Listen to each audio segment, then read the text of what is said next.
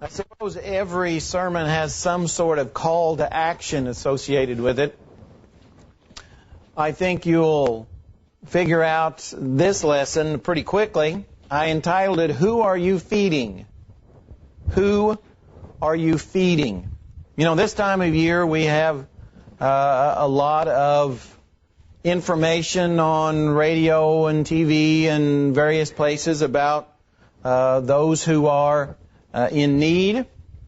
And when we look at the Bible, God has always been concerned about the needy. During Christ's personal ministry, He was very concerned about those who were in need, those who were less fortunate.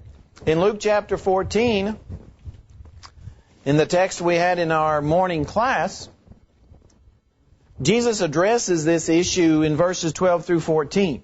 Luke chapter 14. Just a little refresher, the text, or the context is, Jesus was invited by a ruler of the Pharisees to his home for a meal. And so he's eating bread in this ruler's house. And so after observing the attitude, the actions of some of the Pharisees, he uses this occasion to teach a lesson about hospitality. Luke chapter 14, beginning in verse 12. Then he, referring to Christ, also said to him who invited him, When you give a dinner or a supper, do not ask your friends, your brothers, your relatives, nor rich neighbors, lest they also invite you back and you be repaid. But when you give a feast, invite the poor, the maimed, the lame, the blind, and you'll be blessed, because they cannot repay you. For you shall be repaid at the resurrection of the just. This isn't new teaching. As I mentioned, all the way back at the very beginning of time, God has always been very concerned about those people who are in need. The poor, the fatherless, the widows. Several lessons that we get from the law of Moses is about taking care of other people. In Leviticus 19, we see some lessons, some principles given to us, or given to them, about taking care of the poor. In Leviticus 19, beginning in verse 9,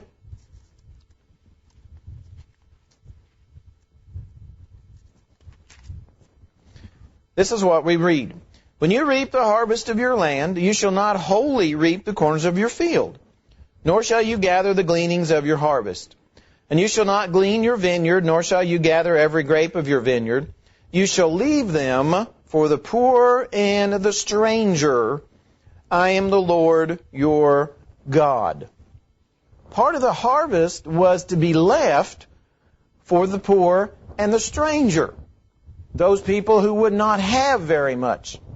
So don't go in to every tiny little corner and get every piece of grain or whatever it is you were harvesting. Leave some of it. Leave some of it for them to come in and get. In Leviticus 25, just a few chapters on over, we see how the poor are to be treated fairly and rightly and justly. Leviticus chapter 25, beginning in verse 39. Leviticus 25, verse 39 and following. And if one of your brethren who dwells by you becomes poor and sells himself to you, you shall not compel him to serve as a slave. As a hired servant and a sojourner, he shall be with you and shall serve you until the year of Jubilee. And then he shall depart from you, he and his children with him, and shall return to his own family. He shall return to the possession of his fathers, for they are my servants, whom I brought out of the land of Egypt. They shall not be sold as slaves. You shall not rule over him with rigor or severity, but you shall fear your God. These people became poor, for whatever reason, doesn't say, but they became that way. They ended up in poverty for some reason. And they were to be treated fairly and justly. So just because they ended up in poverty, they were not to be treated as slaves. They were to be shown some dignity because of their situation. We move on to Deuteronomy 14, where he talks about the fatherless and the widows. Deuteronomy 14. And let's read verses 28 and 29. Deuteronomy 14, verses 28 and 29. He says, "At the end of every third year you shall bring out the tithe of your produce of that year and store it up within your gates. And the Levite, because he has no portion or inheritance with you, and the stranger, and the fatherless, and the widow who are within your gates, may come and eat and be satisfied, that the Lord your God may bless you in all the work of your hand which you do." This was something they were to do in a way to take care of the fatherless and the widows and those people like that. Every third year, they were to take a tithe of whatever it is they were producing and store it up. And that tithe, that portion, was to be for those people like the fatherless and the widows. They were not to be left out in the cold, so to speak. So there's always been concern on God's part for those people who are needy, who are less fortunate, who are poor. We go over a few more chapters to Deuteronomy chapter 24. We find this beginning in verse 10. Deuteronomy 24, verse 10 and following says, "When you lend your brother anything, you shall not go into his house to get his pledge. You shall stand outside, and the man to whom you lend shall bring the pledge out to you. If the man is poor, you shall not keep his pledge overnight. You shall, in any case, return the pledge to him again when the sun goes down, that he may sleep in his own garment and bless you, and it shall be righteousness to you before the Lord your God. You shall not oppress a hired servant who is poor and needy, whether one of your brethren or one of the aliens who is in your land within your gates. Each day you shall give him his wages, and not let the sun go down on it, for he is poor and has set his heart on it, lest he cry out against you to the Lord, and it be sin to you." Now it seems like he's kind of up the ante, so to speak, because now he says, if you don't do that, if he cries out to you because you've not treated him well, it says it's sin against you.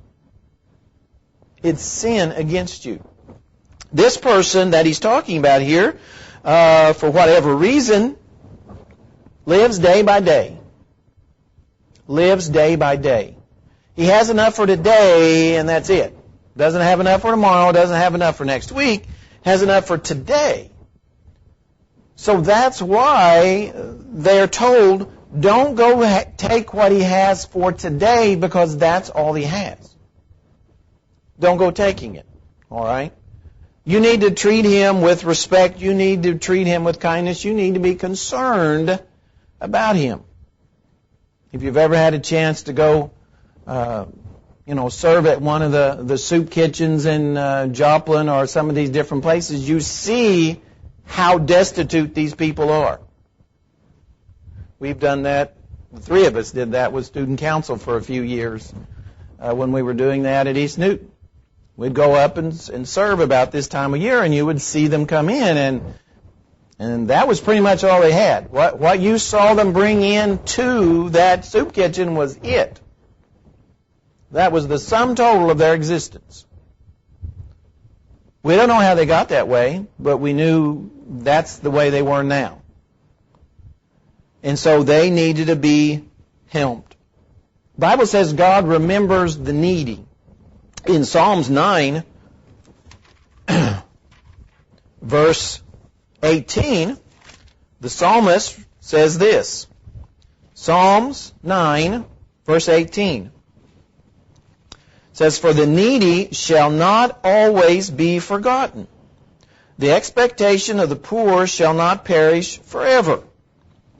God remembers the needy. He remembers them. And then we skip over to chapter 12 of Psalms. Verse 5 says, "For the oppression of the poor, for the sighing of the needy, now I will arise, says the Lord. I will set him in the safety for which he yearns." See, he listens to the sigh of the poor, the needy, the less fortunate. And the Bible even goes to pretty great lengths to condemn God's people for not treating the needy and the poor like they should be. In Isaiah chapter 10, Isaiah by inspiration tells the people this. Isaiah chapter 10, the first 2 verses. Isaiah chapter 10, verses 1 and 2. It says, "Woe to those who decree unrighteous decrees, who write misfortune which they have prescribed." And this is why they're doing it. "To rob the needy of justice, and to take what is right from the poor of my people, that widows may be their prey, and that they may rob the fatherless." Notice all 4 categories are talked about there. The needy, the poor, the widows, and the fatherless. All of those. God has always been concerned about those groups of people.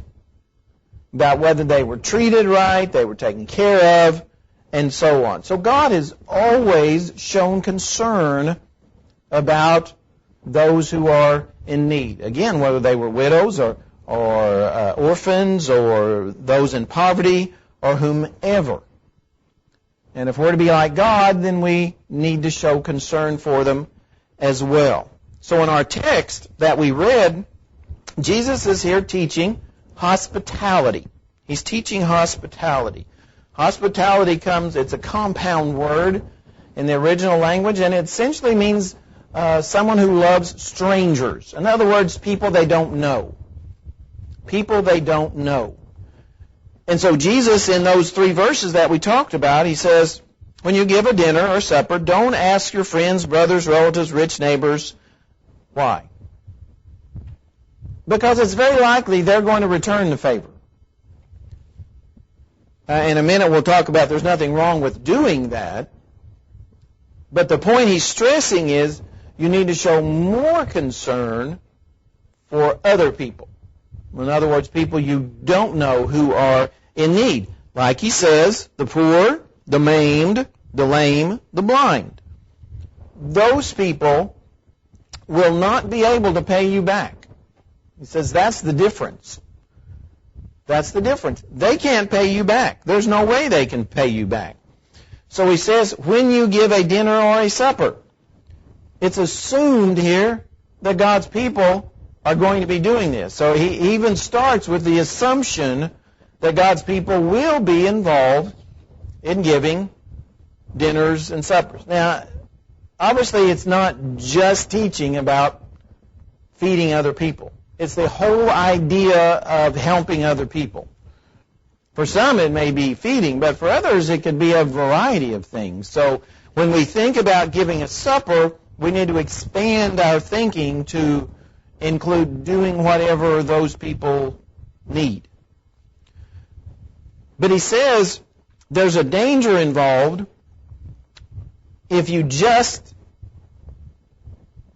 are concerned about your friends and relatives and rich neighbors. He says there's a danger involved in that. So it's dangerous to just do that. So what's he teaching? Well, those people can repay you. Your friends, they can repay you. Your relatives, they can repay you. Rich neighbors, they can repay you. But if you go to the extent of helping those who are poor, they can't repay you. The blind, they're not capable of repaying you, the lame and so forth.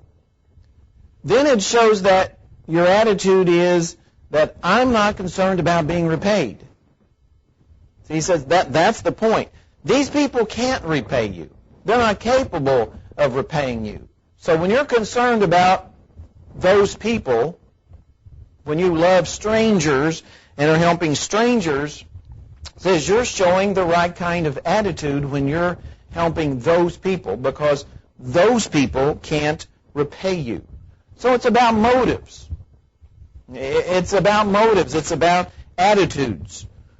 Why are you giving the dinners for your friends, relatives, and rich neighbors? Pride, prestige, honor.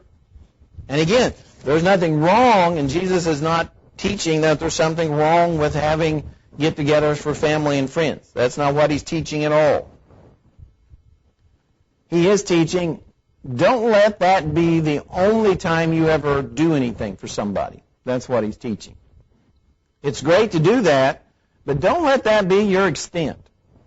make sure you go beyond that, because there's a lot of people who are in need, helping those who are less fortunate. The Bible says there are going to be concerns on Judgment Day about those things. Jesus had a great, big, long lesson about Judgment Day that he taught in Matthew 25. And one of those things that he taught about was about what we would call hospitality. So let's go back to Matthew 25 for a moment. Matthew 25.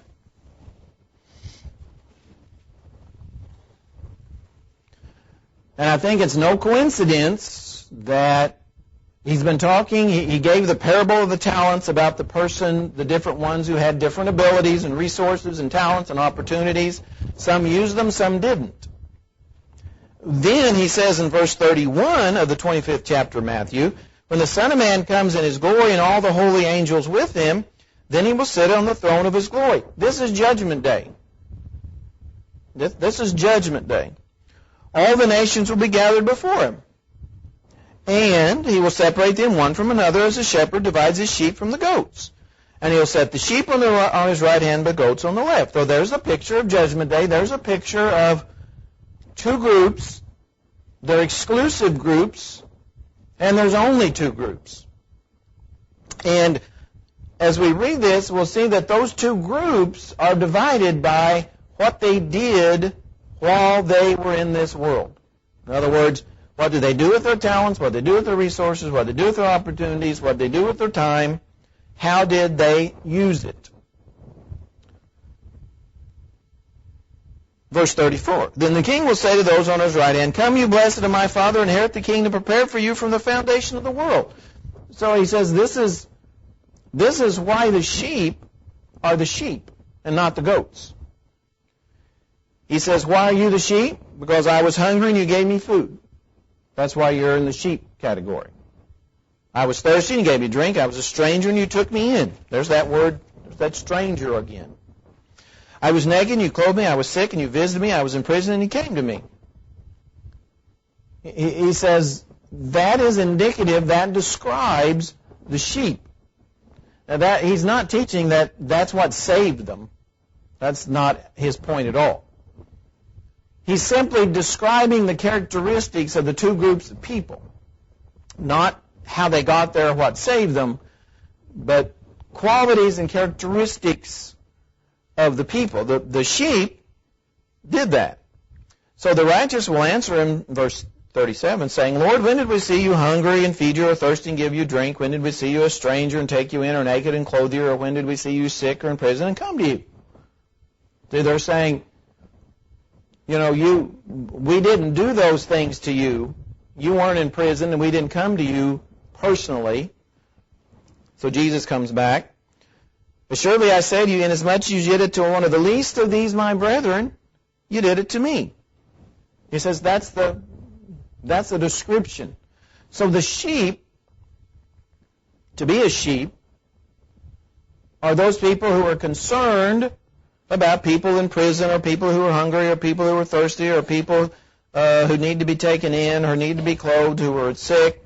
And of course that list could be extended for a long ways.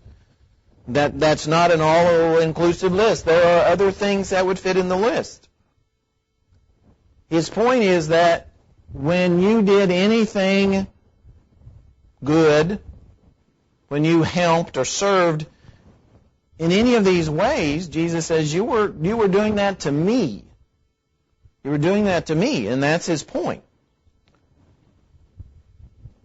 When you go to the very end of the lesson, he describes the sheep and the goats, and he says in verse 46, and these will go away into everlasting punishment, the goats, but the righteous into eternal life. Well, what did the goats do? They did nothing. That was the point. The goats didn't do anything. The goats were only concerned about themselves. They didn't help anybody. They weren't concerned about anybody in any situation at any time. They were just concerned about themselves. And again, he's not teaching that those works saved them at all. He's simply teaching that that's a general description of the sheep and the goats. The sheep are people who are concerned about other people, and the goats are not concerned about other people. And as a result, don't do anything. The poor, in this life, you're basically not going to ever be rewarded by the poor. They're not going to come back and give you money or do anything like that. Both in the Old Testament and the New Testament, the Bible says that the poor are always going to be with us. In other words, there's always going to be poor. There's always going to be needy. There's always going to be orphans. There's always going to be widows. There's always going to be people in those categories. Always. Until the end of time, there's always going to be people in those categories. Jesus said that. Places in the Old Testament teach that. They're always going to be there. And both what we read in the Old Testament and what we've read here teach us that we will be blessed on Judgment Day for how we spend our time on earth. Was it just for us, or were we concerned about other people? In Galatians chapter 2, Paul and Barnabas have been meeting with some of the Christians, and in Galatians chapter 2, we have this left for us. Galatians chapter 2, verse 10 says this: They, talking about James, Peter, and John, they desired only that we should remember the poor, the very thing which I also was eager to do. This is when they met with the pillars of the church. And they were told, remember the poor. Remember the poor. In Romans chapter 12, we have a description of Christians and what they're to be involved in. Romans chapter 12, verse 13. When we're behaving like a Christian, one of the things we're doing, just one of the things, this isn't the sum total of what a Christian life is, but verse 13 says, distributing to the needs of the saints and given to hospitality, or pursuing hospitality. There again the word is lover of strangers. Lover of strangers. This is what should characterize Christians, helping other people. And again, that can be done in so many different ways. And of course, just like Jesus taught, the attitude in which we do it is critical. In 1 Peter chapter 4, verse 9 says this: be hospitable to one another without grumbling. Be hospitable to one another without grumbling. Be concerned about other people, do help other people, serve other people, but do so without grumbling about it. Helping and receiving strangers is like, as we already talked about, helping and receiving Christ. In Hebrews chapter 13, very end of that book, the writer tells us in verse 2 of the 13th chapter, he says, do not forget to entertain strangers, for by so doing some have unwittingly entertained angels. Entertaining strangers, being hospitable, loving strangers. Same thing. It says, for by so doing some have unwittingly entertained angels. There's always going to be countless opportunities to help. And no, we can't help everybody every day. Absolutely impossible. Can't go serve in a soup kitchen every day. Can't go feed people every day. We can't go and visit people in prison every day. We can't do all those things every day. He doesn't tell us we need to do them every day. But there's always going to be opportunities. Jesus' lesson is simply that there's going to be opportunities, and the one who follows Christ, the godly man, is going to be concerned about the poor, the needy, the fatherless, the widows, and he's going to do what he can. See, what you can do is different than what I can do, which is different than what the person next to you can do. But that's a good thing, not a bad thing. We can all do different things. You know, our actions can take lots of different forms. So many different types of forms. But of course, the reason we act is because that person is needing help in some way. We should always remember the poor. Not just this time of year, but throughout the year. Because they're always there. There's always people in need. There's always people less fortunate. There's always people that we can help. And we can do it in a number of ways. So Jesus says, when you give a supper, when you put on a meal, when you invite someone, don't invite for the wrong reasons. Don't invite for the wrong reasons. Yeah, invite for the right reasons. Do it with pure motives. Do it because you're concerned about other people and you want to help other people. But never do it with the idea of, well, they can repay me. He says that's the wrong attitude. Is doing things to be repaid. Now, the lesson is yours this morning. It's very straightforward and to the point. There's always going to be people that are in need. There's always going to be people we can help. So we just need to do what we can. This morning, as we sing our invitation song, if there's a need on anybody's part to respond to that invitation, we want you to do that as we